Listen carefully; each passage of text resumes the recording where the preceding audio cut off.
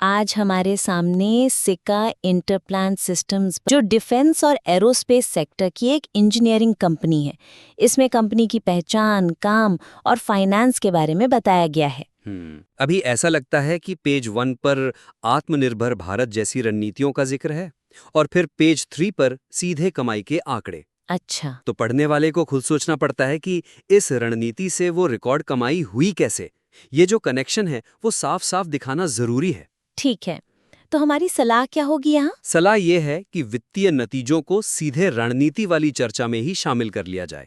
मतलब बात करते करते ही सबूत भी दे दिया जाए। बिल्कुल।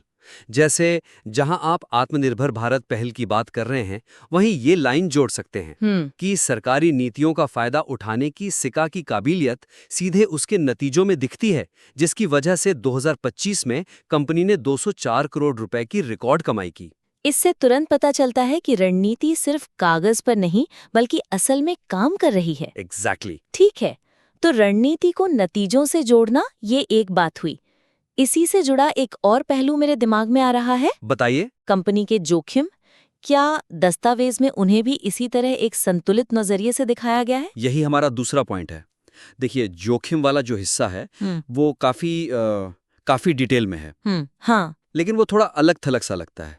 उसे और असरदार बनाया जा सकता था अगर आप पहचाने गए जोखिमों को कंपनी की अपनी ताकतों से जोड़कर दिखाते। ये एक बहुत दिलचस्प बात है। मैंने अक्सर देखा है कि लोग जोखिमों की एक लंबी चौड़ी लिस्ट तो बना देते हैं, हाँ, लेकिन ये बताना भूल जाते हैं कि कंपनी उन मुश्किलों का सामना करने के लिए कितनी मजबूत है। विश्लेषण एक तरफा सा लगता है। आपने एकदम सही बात पकड़ी।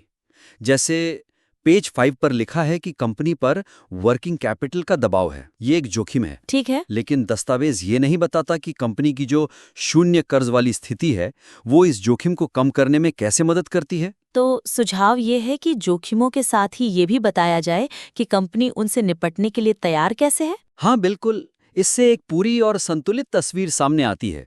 तो इसे असल में लिखा कैसे जा सकता है? कोई उदाहरण? जरूर। जहां आप वर्किंग कैपिटल दबाव की बात कर रहे हैं और ये बता रहे हैं कि देनदार दिन 64 से बढ़कर 80 हो गए हैं, हाँ।